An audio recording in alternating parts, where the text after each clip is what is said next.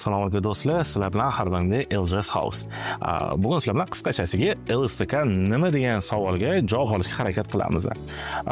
Tabiiy holat LSTK degan narsani eshitgan bo'lsangiz kerak, lekin ko'pchilik ham tushunmaydi yoki qanaqadir qo'rqinchli bir nimadir bilan assotsiatsiyalar qolib ketgan.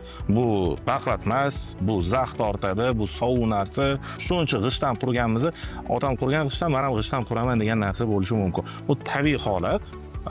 Birinchi o'rinda e'tibor beradigan narsam LSTK g'ish, beton, yog'och yoki boshqa biron bir alternativ materiallarga zamena emas. Ularni o'rnida bosmaydi. Nimagaki bu yana bitta qo'shimcha yechim. Bugun esa sizlar bilan biz LSTK nimaligini, nimaga javob berishini, qanaqa yutuqlari borligini ko'rib chiqamiz. Asosiy qismga o'tishdan oldin bizga obuna bo'lishni unutmang va biz boshladik. Bizda O'zbekistonda qanaqa, nafaqat O'zbekistonda, umuman butun dunyo bo'ylab odamzod borki, u qayerdadir istiqomat qilish kerak. Eskidan boshlab bu narsada asosan g'ish rol o'ynab kelgan. G'ish bizda nima desa bo'ladi? Qurilishdagi asosiy mahsulot sifatida yaqin kunlargacha kelgan. Hozir ham bo'lib qolyapti, lekin yaqin, misol uchun 100-200 oladigan bo'lsa, beton kirib kelgan. Betondan keyin armirованный beton kirib kelgan. Metal aralashgan. Shundan keyin qurilishlar o'zgarishni boshlagan. Tarixga qaraydigan bo'lsak, temir o'zi qachon kirib keldi degan tabiiyki savol paydo bo'ladi. Eng birinchi temir konstruksiyadan qurilgan Nibaskrop oladigan bo'lsak, bu Empire State Building binosi bo'ladi. Amerikadagi New Yorkda qurilgan. Bu birinchi temir karkasdan qurilgan baland imorat hisoblanadi. Nimaga o'zi temir karkasga umuman murojaat qilishgan odamlar, konstruktorlar, injenerlar desanglar, buni sababi beton yoki g'ishli konstruksiyalarni bunaqa baland binodan qurish ilojisi yo'q bo'lgan. Shu sabablarni o'zi umuman qurilishga metal kirib kelgan. Metal vaholanki yillar o'tyapti, boshqa yangi texnologiyalar rivojlangandan keyin LSTK texnologiyasi yaqin bu 70-60 yilda paydo bo'lgan. Hozirgi kunga qarasak, LSTK juda ham keskin dunyo bo'ylab oddiy kichkina bir yordamchi imoratdan boshlab katta kommersiya obyektlargacha уже kirib keldi va bu texnologiya yechim bera olyapti. Qisqachasiga biz temir konstruksiya qandosiga qurilishga kirib kelganini, paydo bo'lganini yuzakisiga bo'lsa ham eslab oldik. Endi savol, LSTK hamma yoqda LSTK nima o'zi bu degan tabiiyki savol tug'iladi. LSTK bu легкая стальная тонкостенная konstruksiya degan. O'zbekchasiga qilib oladigan bo'lsak, bu yupqa po'latdan yasalgan temir konstruksiya degani. Ahamiyat bering, bu yoqda o'zi asosan temir emas, po'lat. Nimagaki LSTKni asosiy bu materiali bu po'lat metal bo'ladi. Po'latni bilsanglar, oddiy qora metalga yoki boshqa metalga nisbatan bu o'ta baquvvat hisoblanadi, chunki maxsus splavlar asosida paydo bo'ladi. LSTKda esa atlechiyasi buni imенно bu ruhlangan bo'ladi yoki soddaroq aytganda sink bo'ladi ustida. Nima uchun bu sinklangan, nimaga bu o'zi stanley boshqa desak, bunga ozgincha sonlarga murojaat qilsak bo'ladi. Po'lat metalini markasi bu G350, G550 markali metal ishlatiladi. Nima degani desanglar, G rashovkasi bu o'zi odatda avstraliyskiy normadan kelib chiqiladi. Chunki bizda O'zbekistonda yoki boshqa davlatlarda bu metal ixtiro qilinmagani uchun birinchi paydo bo'lgan joyda bunga markirovka berishgan. G degani bu konstruksion stal degani. Buni misol qilib oladigan bo'lsak, mana shu LSTK profilimizni bir yoq tomonini qotirib qo'yib, pastiga 350 tonnali yuk qo'yib qo'ysa, buni ko'taradi degani. Uzilib ketmaydi, yirtilib ketmaydi. Tasavvur qiling, qanchalik bu narsa baquvvat. Endi buni asosiy joyi bu ruhlangan deb aytib o'tdim. Ruhi объемini tushunishingiz uchun 1 kvadrat metr uchun 275 gram sinkl pakritiyasi bo'ladi. Bu kam, ko'pmi deyishingiz mumkin. Kundalik hayotimizda uchraydigan profnastil tom qoplamalari bor. Tom qoplamalarni misol oladigan bo'lsak, misol tariqasida atiga rux kolичествоsi bu 40-60, nari borsa 80 gram degani. Tabiat bilan to'qnashib turadigan temir shuncha sink bilan zaynamagan, LSTK karkasini zaynamaydi degani. LSTK dan imorat qilish juda ham oson. Nimagaligini hozir tushuntirib o'taman. LSTK g'isht yoki boshqa beton mahsulotlarga o'xshab obyektni srazu temir olib kelib kesib yoki boshqa qilib yasalmaydi. U obyektga tayyor holatda keladi. Nimaga desanglar, birinchi uyinglar plashatkada yerda emas, kompyuterda sifrovoy prostransiyada qurish boshlanadi. Bu nima degani? BIM texnologiyasi asosida Vertex degan programmalarda yoki shunga o'xshash va hokazo injenerlik programmalar bor. Asosiy narsasi esa buni tayyorlashdan buni hamma kelajakda mumkin bo'lgan nagruzkalar qo'yiladi. Misol uchun tasavvur qiling, bir qavatli yoki ikki qavatli imoratni olaylik. Tasavvur uchun imoratimizning devori bor, ikki qavat o'rtasida межэtajный перекрытияsi bor, ikkinchi etaj devori bor, потолок bor va tom bor. Tom fermasi tasavvur qiladigan bo'lsak, birinchi etajdan boshlab birinchi qavatdagi bu devorlar qanaqa razmerda bo'ladi, qayerda boshlanib qayerda to'xtaydi.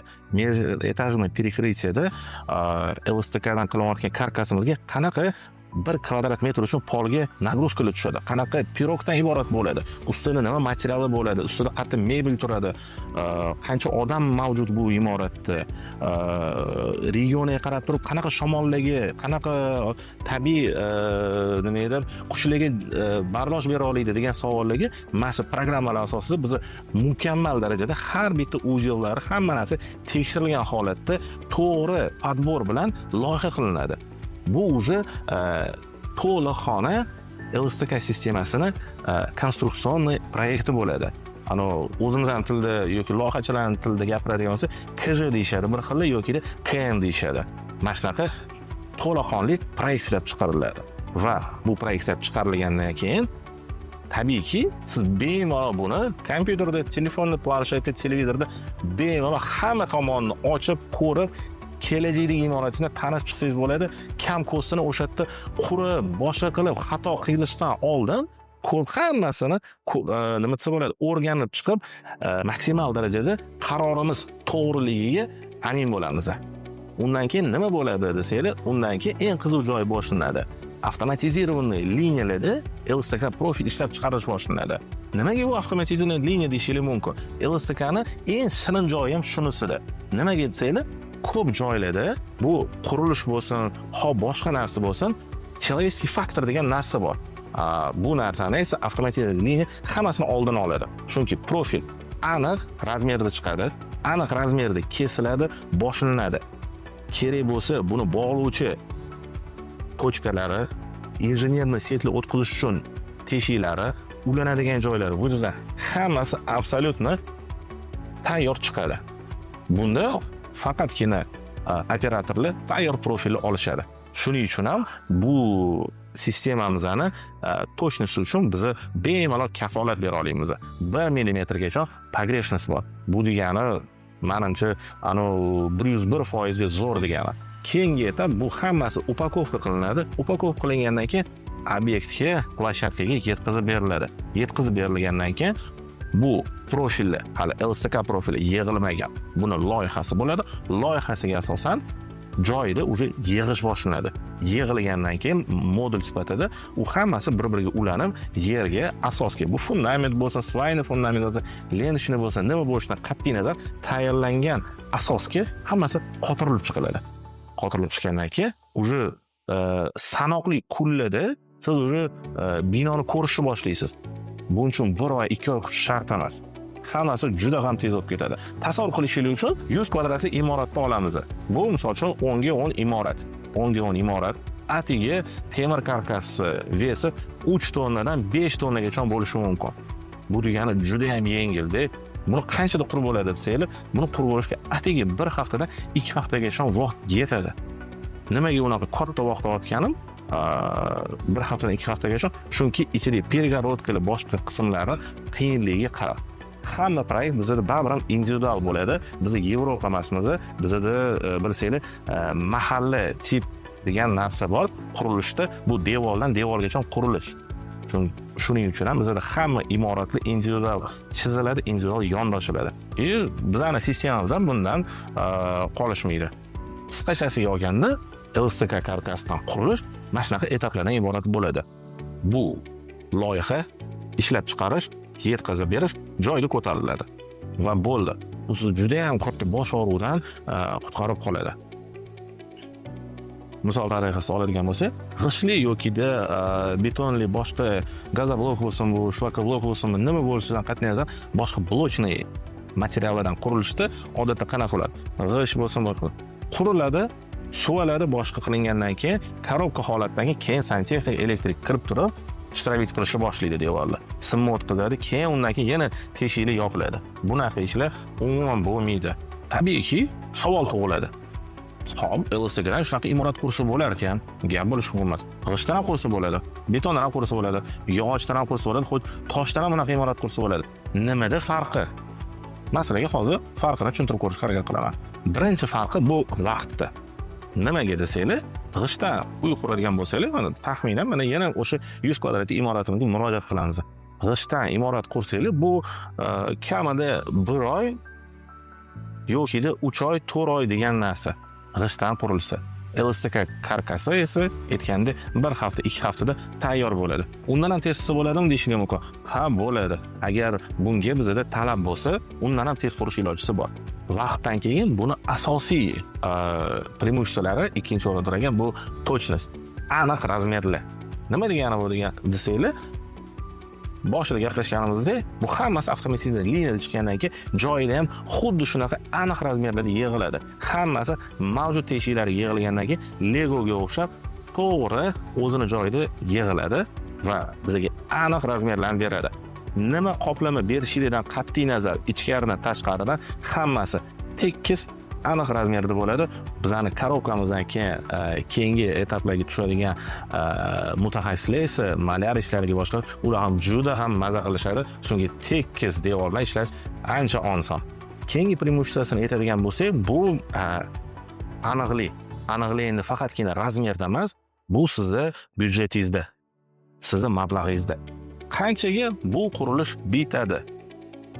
Nimaga unaqa deyotgan bo'lsanglar, yana ozgincha oldinga qaytamiz. Aytganimdek, loyihadan hamma narsa boshlanadi. Loyihadan keyin faqatgina bizni uyimizni kelajakdagi ko'rinishini emas va aniq qancha nima material ketayotganini bilib olamiz. Shunga asoslanib smeta tuziladi. Smetada bilan esa biz aniq nuqta belgilovchi narx olamiz va siz uy qurishga qadam bosayotganingizda qanaqa mablag'lar ish boshlashingizni bilib turasiz. Bizda birinchi o'rinda turgan narsa aniqlik. Bu narsani esa bizning texnologiya ta'minlab bera oladi. Yana bir yutuqlariga murojaat qiladigan bo'lsak, bu aytib o'tganimdek konstruksiyani yengilligi. Misol uchun 100 kvadratli imoratimizdan oladigan bo'lsak, g'ishtdan va betondan qursangiz, bu yolg'on bo'lmasa, yana oranglarda mutaxassislar bo'lsa, kommentariyada to'g'rilab o'tib ketasizlar, 100-200 tonnali imorat to'g'risida gap ketyapti. LSTKdan quradigan bo'lsa, eslatib o'tgaman, temir karkasi o'zi 3-5 tonna bo'ladi. Ichiga karkas zaxolniyasi, ikki tomonlama obshivka, to'liq imorat bitgan holati g'isht va betonga nisbatan 3-4 barobar yengil bo'ladi. Kerak bo'lsa 5 barobar yengil bo'ladi. Shuning uchun ham nima degani bu, poydevorga kamroq nagruska tushadi. Kamroq nagruska tushadi degani poydevorda materialidan ekonomika boshlanadi. Bu metal kamroq ketadi, marka betonni pastroq quysa bo'ladi. Nima uchun? Bu degani kamroq xarajatlar yokida boshqa marka stal yo betonlar ham bizning konstruksiyani yukiga javob bera oladi. Bu avtomatik byudjetni kesishga olib keladi. Eng asosiysi, esdan chiqarmanglar, universalni hamma narsa uchun, hamma savollarga javob beruvchi yechimi o'zi yo'q. Bu hammasi mutaxassislar bilan loyiha etapida ko'rib chiqilib, yechim topiladigan ishlar, jarayonlar. O'shaning uchun LSTK esa bu narsani, bunaqa savollarga ko'piga javob bera oladi. Bergan ma'lumotlarimiz sizga ma'qul kelgan bo'lsa, biz avvalambor bundan juda ham xursandmiz va asosiysi bizga obuna bo'lib qo'ying. Bundan keyin yanada ko'proq LSTK temasidagi mavzularni ochishga harakat qilamiz. Sizni qiziqtirgan savollar bo'lsa yoki siz qurilish qilayotgan bo'lsangiz, albatta kommentariyada izohlaringizni qoldiring va biz sizga hammasini batafsil tushuntirib beramiz. Free audio post production by alphonic.com